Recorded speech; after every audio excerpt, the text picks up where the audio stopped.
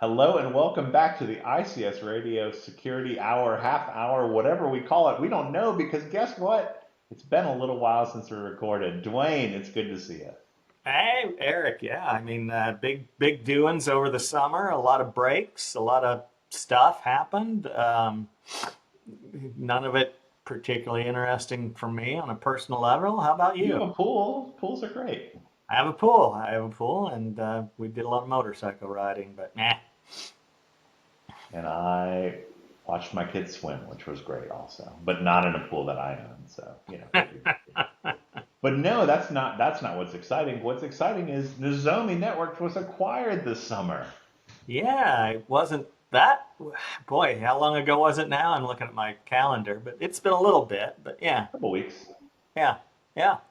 So now that the dust has settled a little bit, I thought we should get together and record, get our little initial reactions here because, yeah, it's fun to talk about. It's fun to talk about the business a little bit sometimes and see what people are doing and make our guesses and kind of figure out what's going on.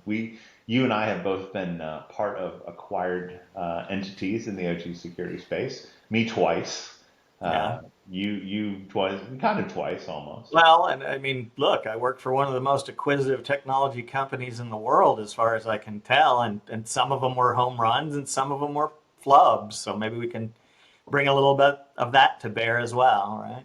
So yeah, so take all these conversations with a grain of salt, and we'll kind of talk about what we know. So let's talk about the history of Nozomi really quick, extremely high level. A lot of these technologies came out of a group of PhD students. Um, all went their own ways. One became what became eventually the Forescout product, which is very exciting. Wrote a lot of papers. You can still look them up to this day. Some really interesting things. If you look at the timelines and you look at when these papers were published, there's some neat. You can kind of see almost the evolution of how some of these products kind of developed, which is really fun. Um, Call those out if you could, Eric. I think maybe some of our audience would love to go back and read some of the papers that were written. well, yeah, if you look up you look up Andrea's name, you look up Damiano Bolzoni, you look up a Oh, bunch of other names. There are some fun papers. We can put them in the show notes, I think, and okay, show you some cool. good ones. And it's interesting to see. Like I said, it was kind of a judgment from, hey, there's these weird things out here, right? That are called OT systems. They didn't call them that, ICS systems, right? And then, hey, you can find out kind of what's on the network by listening and sniffing packets. And then, hey, there's these IDS systems, and you can kind of figure out what's going on with the network or issues with the network by doing that. And then you can see it adding up as it goes along, which is really kind of fun. So as usual, academia kind of runs in front of commercial world. But once the commercial world starts going, it starts going. So Yeah. Andrea and his company that became Nozomi Network started up, and they started getting going, getting customers, doing some cool stuff, and eventually got to the point now that they got acquired by Mitsubishi, which is very cool. So Yeah. go ahead, Brain. I mean, I guess the things, and look, full transparency, right? A lot of this is you've got a longer history in that part of it. Um, I just know what I've read recently, and so a couple interesting things that struck me were just that, hey, many of us, probably most of anybody who's listening today, is U.S. based. As pointed out, hey, Mitsubishi doesn't have a huge market share here.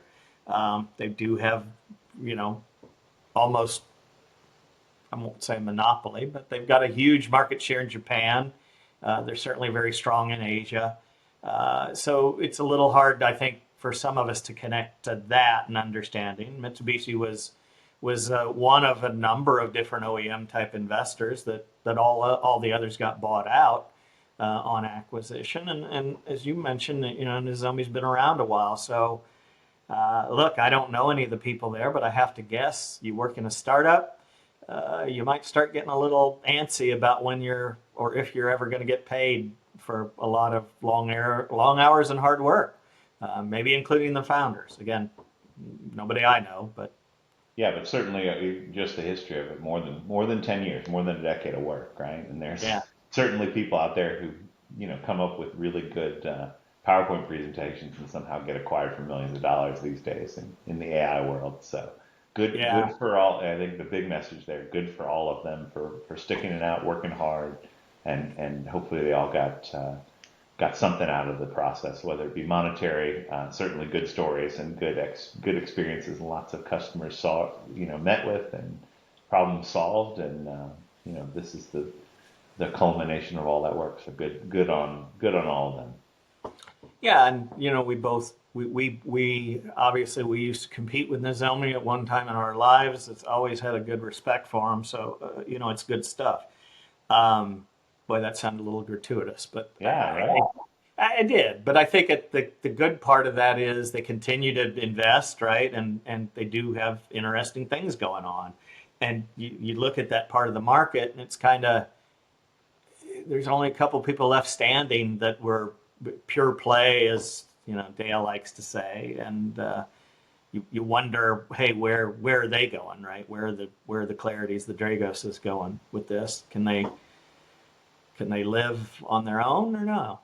Yeah, it's interesting, and I make no judgment calls about any of this stuff because I don't know enough about anyone's No, business I to make a call. But I don't. would say generally, I think both of us have a very similar opinion on kind of where this technology is going overall, right? Which is interesting. Like, I've talked about this probably on this show many times, which is like I ultimately view some of these technologies as something that eventually will be, there's a technology that does the work of figuring out what's on the network, and then there's a kind of a head or a UI or whatever you want to call it that's at the front, kind of disseminating that information and making judgment calls and hopefully providing good strategies for how to get things done, right? I think both of us have a pretty clear vision on this one that eventually these things will be probably headless, right? The Yeah. technology itself will feed into other tools that will get things done in the OT world for people. Yeah, I mean, it's almost like the user interface that these guys have to build almost has to just be a demonstration of the underlying capability, right? Right. Um, it's decent, but it's not the kind of tool you would use standalone. It is a tool that you'll feed into, at the very least, a SIM and probably other things as well. And that is its own 7-hour conversation that we don't have to deal with. But you see, you see the maturity as these things go along. Is the additions and the interesting stuff is we move from very passive to a conversation you and I used to have constantly about what about active, right? What about going out and probing these things? Because it's the whole you can't protect what you can't see. And you see little sensors being built one way or the other because the, the big hill to climb is getting the traffic and bringing it somewhere to analyze. It's not any of the other stuff. So yeah, Always network. It's never magic. right, right. It is. It is always the network, and that network is getting more and more chiseled into stone every day, and harder to get into. So anyway, I digress a little bit, but yeah, I think there's some interesting things going on there. It's a double-edged sword as well when you look at somebody like Mitsubishi buying a Nozomi. Um, a big part of the discussion I want you to weigh in on is what happens next. But then also, and before you do, it's how do we look at that and not get diluted? And let me say that more clearly. You're selling a very large project, right? And commissioning and doing an automation, the factory, whatever, and lots of money, flying everywhere, whole package, networking, automation, etc. And then you look at, and this is both a problem and an opportunity, is something like a Nozomi, no matter who it is, small percentage of the overall package. Sure. So hey, it's cheap security, but hey, it's also something that gets cut easy, or, I mean, we've experienced that, right?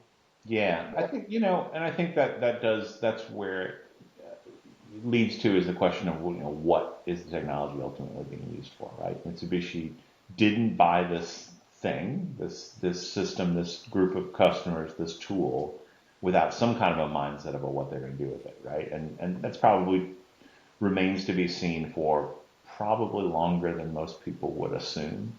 Is what the ultimate vision, what the ultimate idea with the acquisition is going to be. I think a lot of people, kind of knee jerk and say, well, they're going to probably lose a bunch of customers because now they're owned by Mitsubishi. So all these people who aren't big Mitsubishi company, clients are going to just say, well, I don't want to be involved in this. In my opinion, probably not true. Yeah, I mean, if you look at and look, I don't know all the relative market shares. Certainly the giant here. We're certainly coming at this from a U.S. mindset. Yes, the giant here in the U.S. is obviously Rockwell. If Rockwell had done this, there would have probably been bigger repercussions for anybody that's using Siemens or somebody, for example, and vice versa in Europe, right? But I don't know. I mean, the smart thing is stay the course for a while, keep everybody happy, and the money, and I don't have enough background to talk a lot about the money, but if you look at it, I have to suspect that a lot of money was spent to acquire this company. I don't think it was just, hey, I'm buying a new revenue stream, right? No. There's something in the books. I remember a friend of mine said, well, they're buying them so they can get the list of customers that they're talking to. I was like, no. It's not that. It's Mitsubishi. They know who all the customers are. They're pretty aware of I that. want to talk to whoever said that to you. We're good. But no, they know who all the customers are. They know how Yeah. they're going to kind of go after them, and they know how they're going to attack that market. They're pretty well versed in how to go to market in that terms of strategy. Yeah. And the question then will be, what do you take this as a technology? Do you kind of leave it on its side?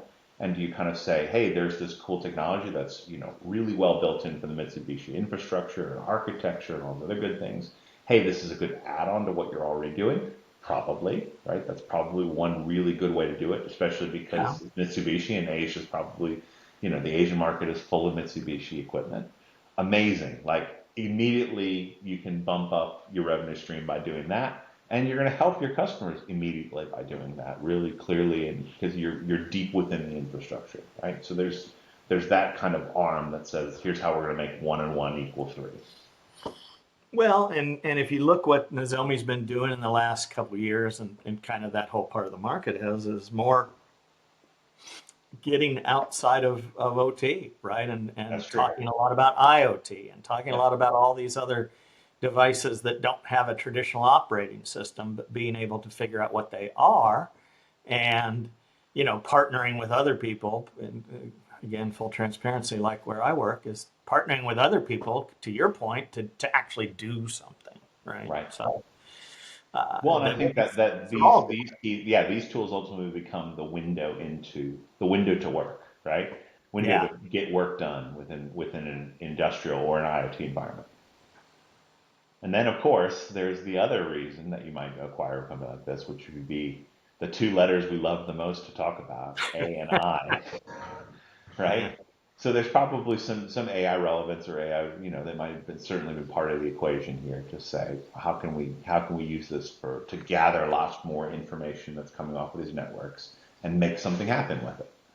I think it's been up until, I don't know, today or recently, I guess I should say, pretty smart guys, including some of the people we've already talked about, doing a lot of heavy lift of how do I dissect these protocols. In many cases these days, like Wireshark can tell you some of the stuff about the protocols, so that's scratching the surface. One of my previous employers kept pretty secret about the internals of the protocols they use to do stuff, and so, hey, feed enough of that into a AI, and what comes out, hey, maybe I can start figuring out exactly what that specific bit pattern means, and make it more secure. Or, like everybody else in the world likes to pontificate about, let me feed it all in and find out how to attack the stuff too.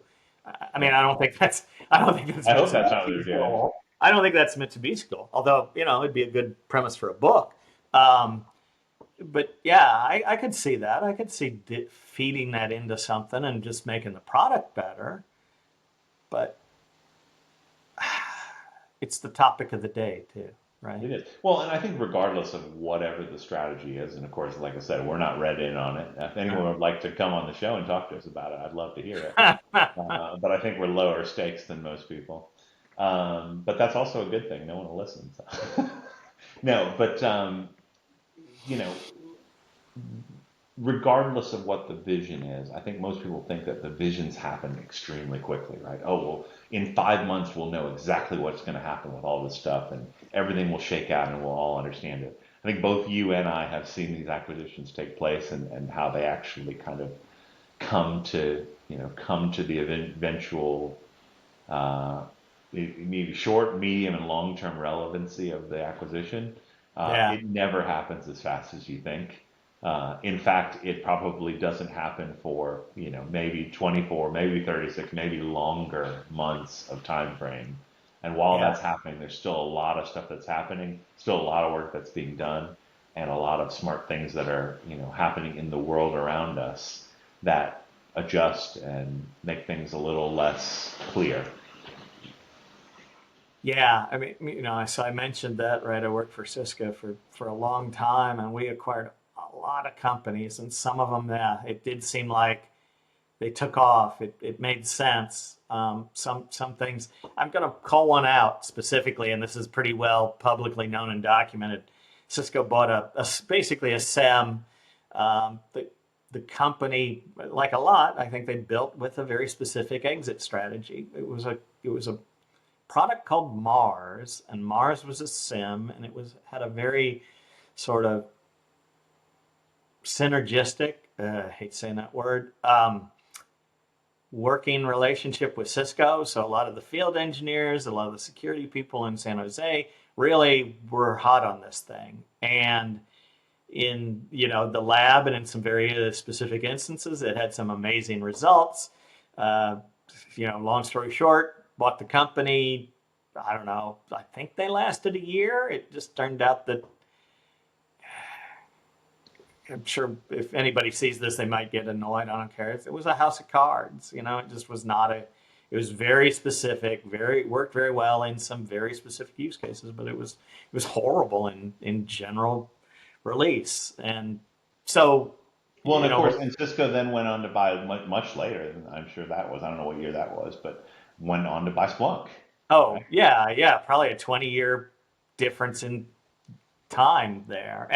And they've also changed, for years when I worked there, they bought technology. They bought small companies with promising technology, and then they bought and had some issues with buying big companies, like Netgear, which then they at least sold off. Some things they bought and just killed, like, that was a great idea that didn't work out. Now we're just gonna, bury it with a backhoe somewhere in San Jose.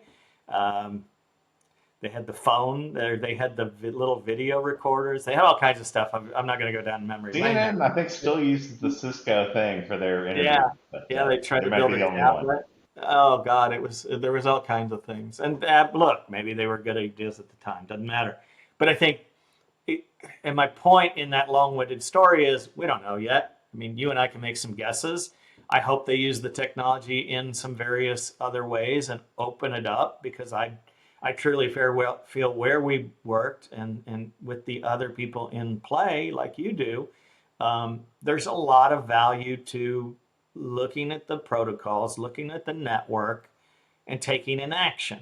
But I think that taking the action part is that part of the industry is just not good at it. Nor do I think I want them to try to be good at it. Right? I mean, we used to get all kinds of goofy questions about our technology.